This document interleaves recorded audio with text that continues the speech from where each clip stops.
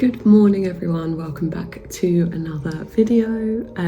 My name's Law and I make travel vlog videos. Currently doing a working holiday in Australia, so most of my current content is Australia focused, and I've made a very random decision this weekend.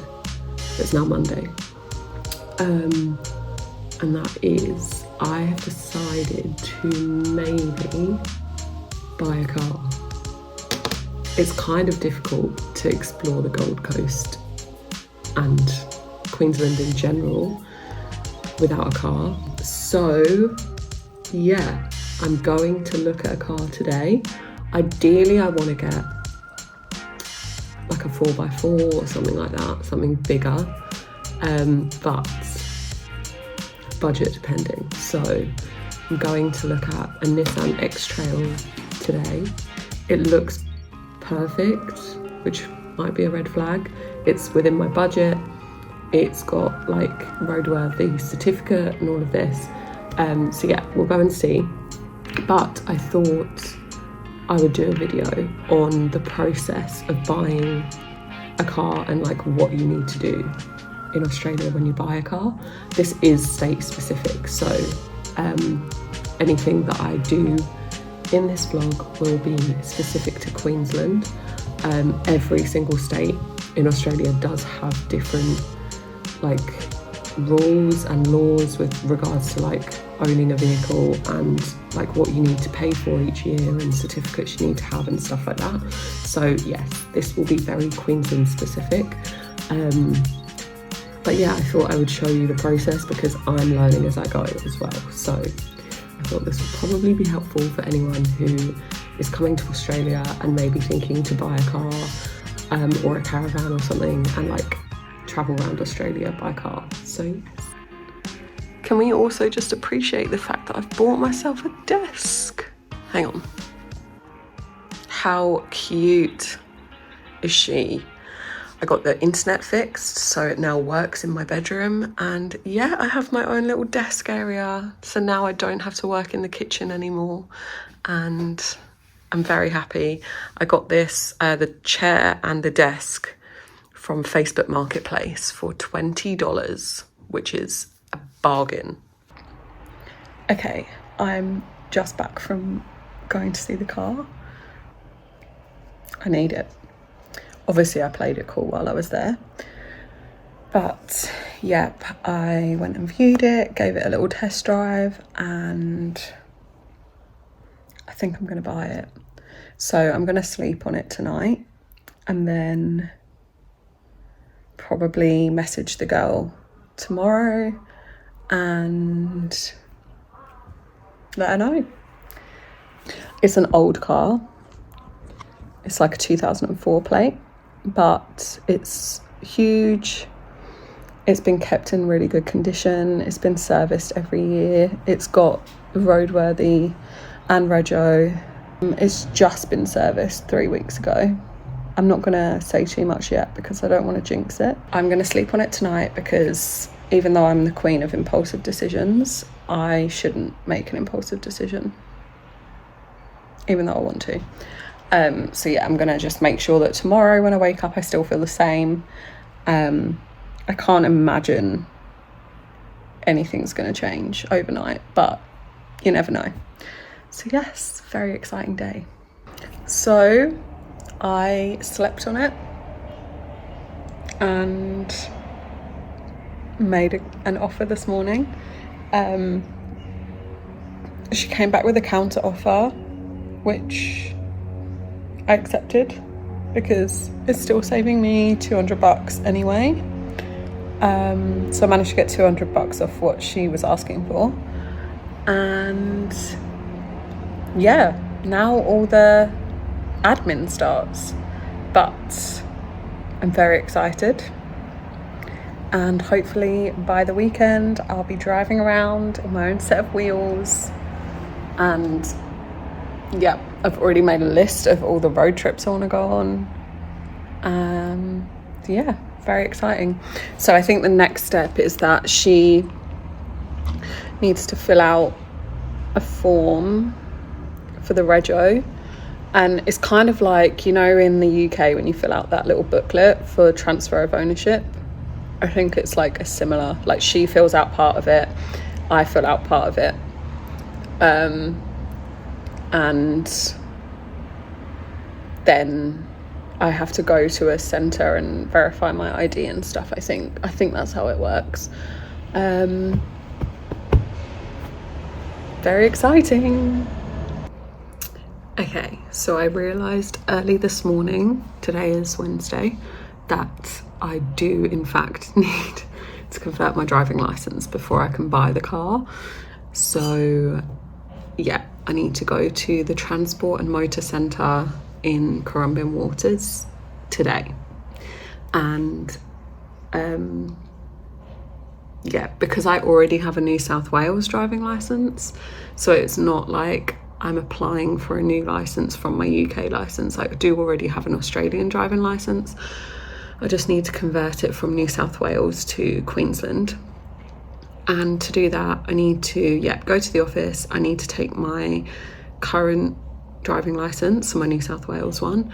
I need to take my original proof of ID, so my UK licence, and proof of address here in Queensland. So I've got a bank statement, and I've also got my mobile phone bill, just in case for some reason they don't take about bank statement. So yeah, I'm gonna go and do that today. Okay, I'm back from the motor centre, and that was a little bit of an ordeal, but luckily I was served by an absolute babe.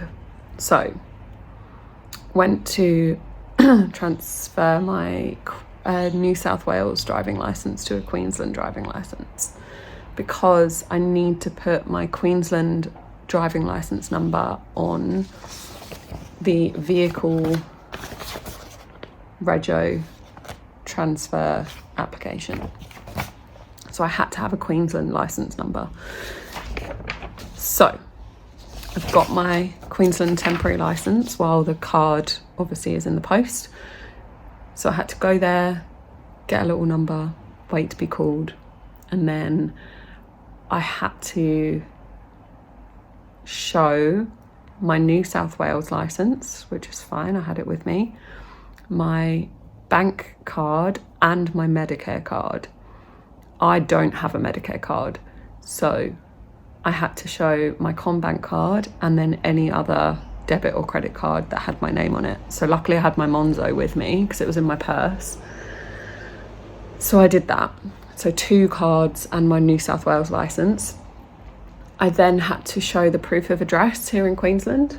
So FYI, for anyone who's going to do this, they do not accept bank statements as proof of address, and they do not accept a phone bill as proof of address, a mobile phone bill. I don't know why. I don't know. I also don't know what they do accept, because I was so flustered by this point that when she showed me on a bit of paper what they do accept, it was just words and like nothing was registering in my brain. Luckily, I had such a nice girl serving me. She obviously could see the panic on my face. Oh, she did. She was like, oh, are you employed here? And I was like, no, I'm a freelancer. And she was like, ah. And then basically she was just like, oh, fuck it, I'll just use your mobile phone bill. So she did it for me using my phone proof of address. However, just be prepared, if you're going to go, they might not let you do that. So yeah, that was that. Then they took my picture. So I'm getting a new picture. God knows how that's going to come out. And then my signature. And then they kept my New South Wales licence. And yeah, they've issued me a temporary licence. It's just a piece of paper, but it's got my name, the date, my licence number on it, while I wait for my card to be delivered. My card should be here within 3 weeks, but yeah, it was the licence number that I needed. So then she asked me if I have any vehicles already, and obviously I said no, but I'm currently in the process of buying one. She gave me this, which is the rego transfer form. So yeah, basically I need to fill out most of it, and then the girl that I'm buying the car off, she basically just has to sign it. You can do this online, but not always. So I think that's why she's given me, maybe because I've only just got my license, maybe that's why she's given me a form for it. But yes, in theory, a very easy process so far if you've got the right information. So, but that is one thing off my to-do list now. Yeah. It should be car pickup day today. I'm just waiting for the money to clear in the girl's account. At the moment it's left my account, but it's pending. And as soon as it clears and she's got the money, I can go pick up the car and it will be mine. I'm getting very impatient now. I just wanna have it. But yes, that is where we're at the moment. So hopefully we'll have an even more exciting update very shortly. I got my car. I'm so happy. I picked it up yesterday and I love her so much. She's a bit rough around the edges. Definitely going to take some getting used to. But she is exactly what I wanted. There was a spider in the car yesterday. A dead one underneath my seat, so we got rid of that, and then we went to the shopping centre, came back, and there was a spider on the driver's door outside as well. So she is potentially a bit of a spider home, but we'll see. But I'm very happy.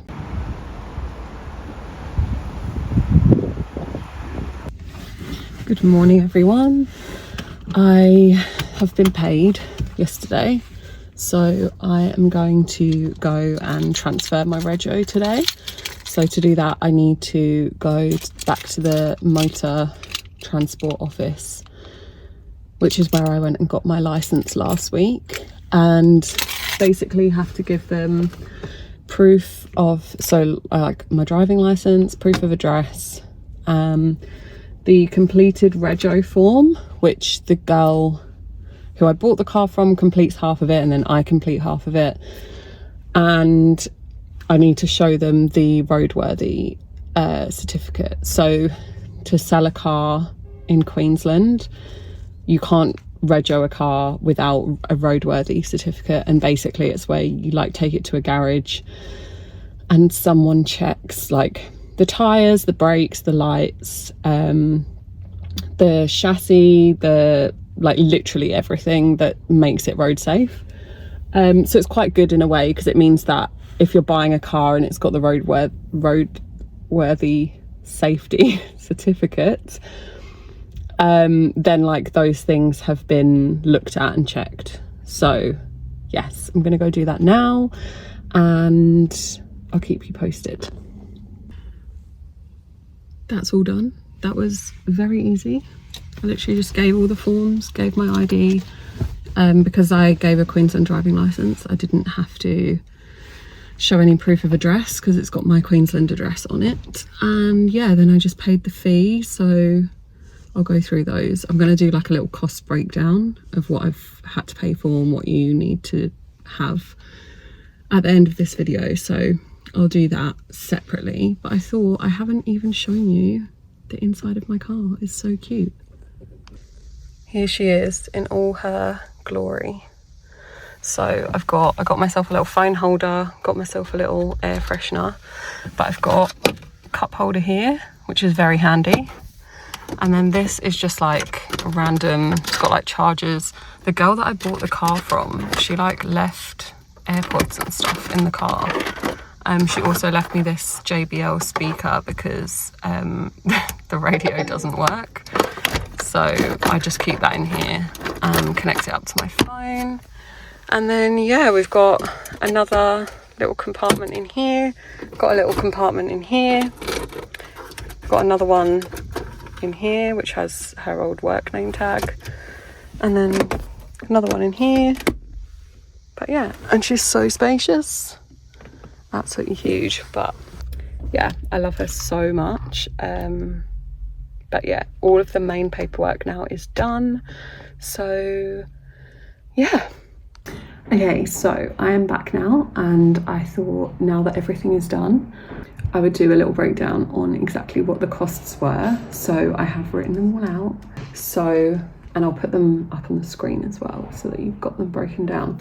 The first thing I did was transfer my New South Wales licence over to a Queensland licence, and this usually costs $81, around that, $82 if you're rounding up.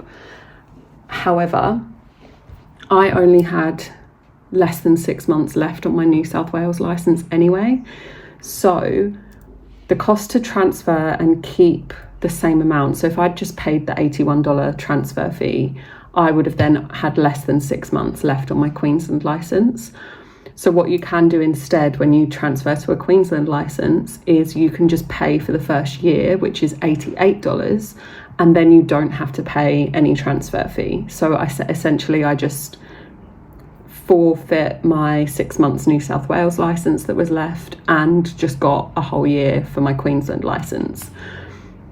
This is obviously something that's a bit different to the UK, because in the UK we don't pay yearly for our driving licence. Like, you only have to renew your licence like every 10 years, and a replacement licence is like not a lot of money. Whereas here in Australia, as far as I'm aware, in every single state, you choose how long you want to pay for that licence. So you can pay for a year, you can pay for 2 years, you can pay 3, 4, 5. I think 5 is the maximum, as far as I'm aware. But yeah, so I just paid for a year on my Queensland licence first, which was $88 in total. The next thing that I paid for was, of course, the car. So the car cost me $3,100. She'd listed it for $3,300, and I managed to get her down to $3,100. So definitely do offer a price, try and barter with them. Like, don't just pay what they're asking, because you never know. And they've normally priced that at like the best higher end for them. So that was the next cost. Then I paid the big chunk that I've just paid today. So I've mentioned this earlier in the video, but when you buy a car in, again, Queensland, it can vary state to state here in Australia. So I obviously can't speak for all of the states because I've only bought a car in Queensland. So this video is focusing on the Queensland process. When you buy a car, even if you buy it privately, i.e. not through a dealership, you still have to pay duty, which is essentially sales tax on the vehicle that you've bought. So what they'll do is the price that you've paid for the car, they will use that price to work out how much duty you're going to pay. So I've obviously paid $3,100 for the car. The lady rounded it down to $3,000, which was very nice of her. And so the duty that I paid on the car was about $90, which is essentially just the sales tax. Then I had to pay the rego transfer fee. Rego here is basically like vehicle ownership. So now I had to transfer it from the previous owner into my name, so that now I'm the legal owner of the car. That rego transfer fee is $31.50. And that's just a flat standard fee for that service. So $90 duty tax, and then $31.50 rego transfer.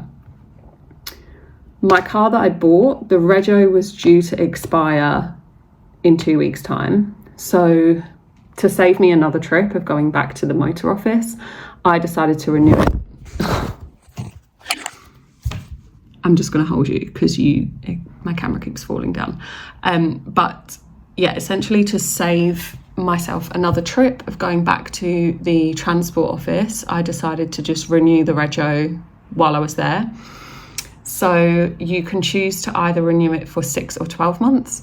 I chose 6 to start with, just because I don't know like what I'm going to do and what my plans are. So the fee for 6 months rego on this car was $366.46. That's for 6 months. So obviously if I'd done a year, it would be roughly like $730 for the year.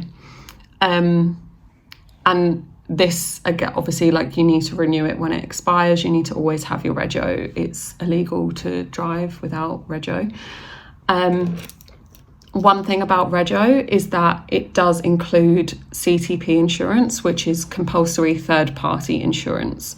So I technically don't need to now pay any more insurance on my car if I don't want to.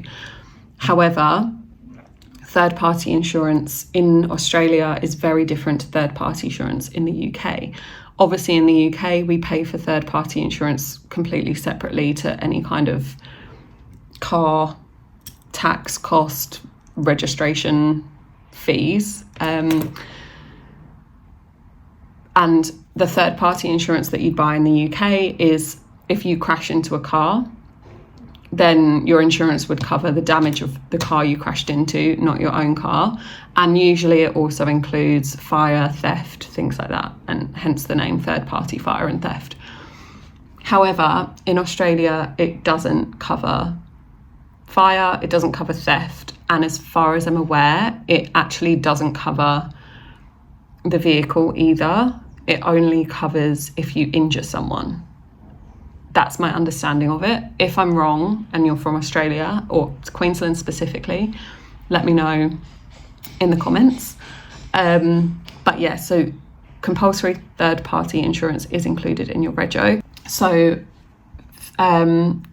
fully comp insurance and roadside assistance aside, because I haven't paid for those things, all of the other upfront costs added up to $3,678.96.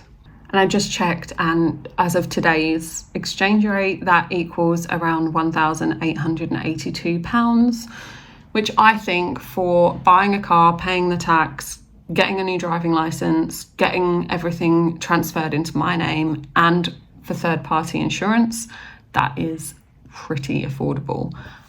Especially for the car that I bought. The one thing I love about Australia is that like SUVs and 4x4s are so common here that you won't pay like a premium for buying that kind of car. Like, I feel like in the UK, you just wouldn't even, if you just wanted a cheap runaround to buy secondhand, like most of the time you wouldn't even consider getting a 4x4 or an SUV, because you just, like, I just can't even imagine finding one for £1,500, which is essentially what I paid for mine. But yeah, that is the cost. Obviously, there are a few things that are a bit different to the UK in terms of like paying the vehicle tax and doing the rego, paying yearly for your driving license and stuff like that. But generally speaking, the process was actually really easy. You just need to make sure that you've got the right details, and then you can just go to a centre and they'll help you. I hope this video was useful. If you have any questions, or if there's anything I haven't covered about buying and owning and driving a car in Australia, then just let me know. And I probably won't do another video because I feel like there won't be enough content to, but I will answer all of your questions in the comments. And yeah, I'm very excited to be able to now take you on more fun Australian adventures in Nessa the Nissan.